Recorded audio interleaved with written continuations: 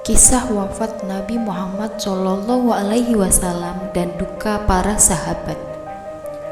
Pada tahun 10 Hijriah dalam pelaksanaan Haji Wada, ketika Nabi Muhammad SAW memberikan khutbah, ada satu kalimat yang seperti mengisyaratkan bahwa beliau akan menuju ke pangkuan Sang Ilahi. Wahai manusia, perhatikanlah kata-kataku ini.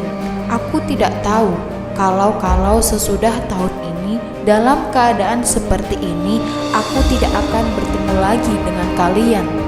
Hingga sesudah itu Allah Subhanahu wa Ta'ala berfirman dalam Quran surat Al-Maidah ayat ketiga yang artinya, pada hari ini telah aku sempurnakan untukmu agamamu, dan telah aku cukupkan kepadamu nikmatku, dan telah aku ridhoi Islam sebagai agama bagimu. Sebelum meninggal pada 29 Safar tahun 11 Hijriah, Nabi Muhammad mengalami sakit kepala dan demam dengan suhu badan yang tinggi.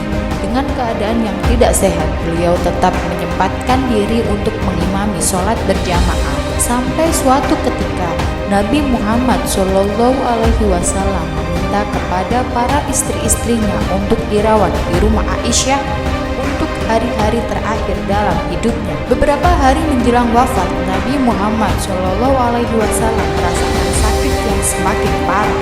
Suhu tubuhnya semakin meninggi sampai pada waktunya akan tiba Nabi Muhammad berada di pangkuan Aisyah. Bibir beliau berucap sambil menengadahkan wajah ke atas, "Ya Allah, ampuni dan kasihanilah aku.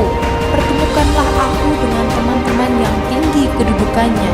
Ya Allah, pertemukanlah aku dengan teman-teman yang tinggi kedudukannya."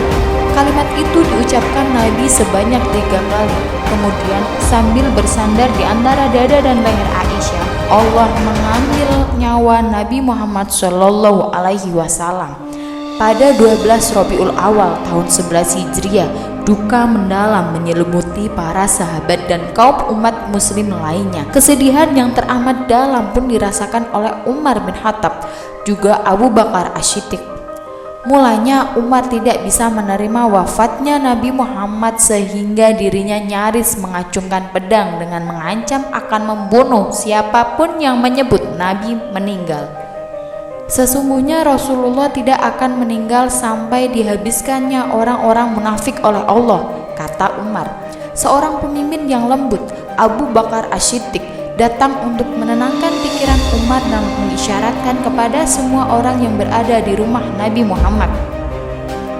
Saudara-saudara sekalian, barang siapa menyembah Muhammad, maka Muhammad sudah meninggal. Tetapi barang siapa menyembah Allah, maka Allah selalu hidup dan tidak akan pernah mati, kata Abu Bakar. Abu Bakar pun kemudian membacakan firman Allah Subhanahu wa Ta'ala dalam Quran surat Ali Imran ayat 144 yang artinya, Muhammad itu tidak lain hanyalah seorang rasul. Sungguh telah berlalu sebelumnya beberapa orang rasul. Apakah jika dia wafat atau dibunuh, kamu berbalik ke belakang murtad? Barang siapa yang berbalik ke belakang, maka ia tidak dapat mendatangkan kemudaratan kepada Allah Subhanahu wa Ta'ala sedikit pun, dan Allah akan memberi balasan kepada orang-orang yang bersyukur. Kalimat itulah yang menyadarkan Umar bahwa Nabi Muhammad telah meninggal.